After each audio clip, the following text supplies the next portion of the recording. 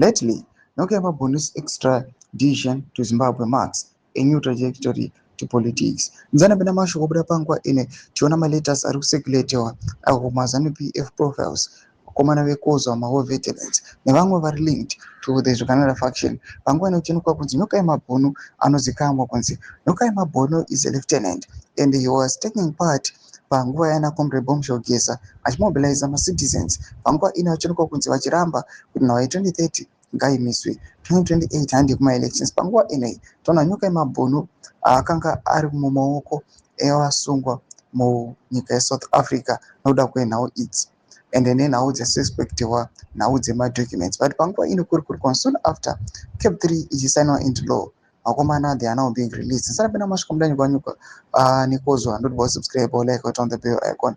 Posta this later ya muri kuona ni warrant of arrest Nyokayemabhunu panguva ine ichidiscussa nhau yekuti he must be extradited from South Africa to Zimbabwe. Inobudanyira achiti lately Nyokayemabhunu's extradition to Zimbabwe marks a new trajectory to politics.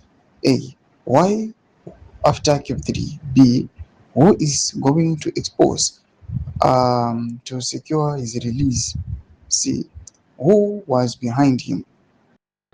E. Who is safe and who is not? F. What will happen to those exposed? Underrate President ED at your own peril. Doma developments ari kuda panguva ine ari kuonekwa kunzi vakomana ava panguva ine vaonekwa kunzi vanga vari mumaoko emapurisa.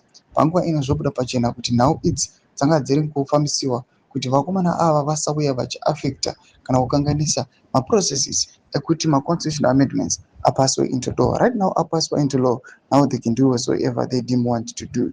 Comment section medu zafungira any more kudiva pamusoro pechitiko ichi. Subscribe or like, watching on the bell icon.